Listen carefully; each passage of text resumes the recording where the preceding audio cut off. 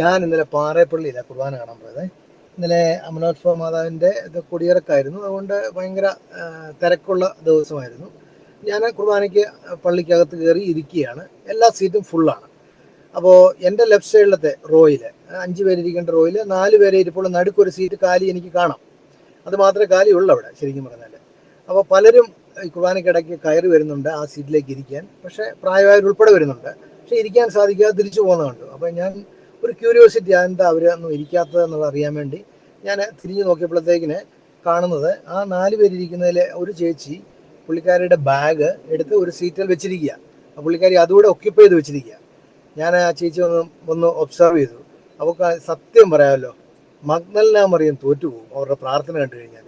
കുർബാനയ്ക്ക് നിൽക്കുന്നത് അത് കൈയൊക്കെ വിരിച്ചു പിടിച്ച് ആ സാരിത്തുമ്പൊക്കെ തലയിലോട്ടിട്ട് ഭയങ്കര പ്രാർത്ഥനയാണ്. ആരെങ്കിലും സീറ്റിലോട്ട് ഇരിക്കാൻ വരുന്നു എന്ന് കണ്ടു കഴിഞ്ഞാൽ പിന്നെ ആ അയലോക്കത്തോട്ട് അവർ നോക്കുകയില്ല, പിന്നെ നേരെ കണ്ണു അടച്ചങ്ങ് പ്രാർത്ഥനയാണ്.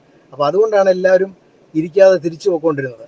ശരിക്കും പറഞ്ഞാൽ ചില അമ്മച്ചിമാരെ കണ്ടിട്ടില്ലേ, കൊന്തയൊക്കെ കയ്യിൽ ചുരുട്ടി പിടിച്ച് രാവിലെ തൊട്ട് വൈകുന്നേരം വരെ ഈ കൊന്തയുരുട്ടാണ്. വൈകുന്നേരം 7 മണിക്ക് പ്രാർത്ഥിക്കണം. അത് മുട്ട നിർത്തി തന്നെ എല്ലാവരും പ്രാർത്ഥിപ്പിക്കും. അവരുടെ വീട്ടിലേക്ക് കെട്ടിക്കയറി വരുന്ന പെണ്ണുങ്ങളോട് കാണിക്കുന്നു തനി ഗുണ്ടായുസ് വരെയും. അതുപോലെയാണ് ചില കാത്തലിക് ഗ്രൂപ്പിൻ്റെയൊക്കെ അഡ്മിന്മാരുണ്ട്. രാവിലെ തൊട്ട് വൈകുന്നേരം വരെയല്ല, രാത്രിയിലും പ്രെയർ അയപ്പാണ്.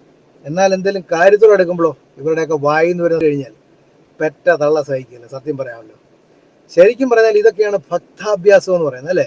ശരിക്കും ആ ചേച്ചി ആ ഒരു ബാഗ് എടുത്തത് മാറ്റിയിരുന്നെങ്കിൽ അവിടെ ഒരാൾ കൂടി ഒന്ന് ഇരിക്കാമായിരുന്നു അല്ലേ. ഒരു കുടയിൽ ഒരാൾക്ക് കൂടി ഇടം കൊടുത്താൽ മഴയൊരു സംഗീതമാകുമെന്നാണ് പറയുന്നത്. ശരിക്കും പറഞ്ഞാൽ ഷെയറിങ് ഈസ് കെയറിങ്. നമുക്ക് കിട്ടിയത് എന്താണോ അത് മറ്റുള്ളവർക്ക് കൂടി പങ്കു വെക്കുമ്പോഴാണ് യഥാർത്ഥ ദൈവസ്നേഹം ഉണ്ടാകുന്നത്. ഞാൻ ഈ പറഞ്ഞതുപോലെയുള്ള അമ്മച്ചിമാരെയും അതുപോലെ ഗ്രൂപ്പ് അഡ്മിന്മാരെയും ഒക്കെ നിങ്ങളും കണ്ടിട്ടുണ്ടാവും, ശരിയല്ലേ?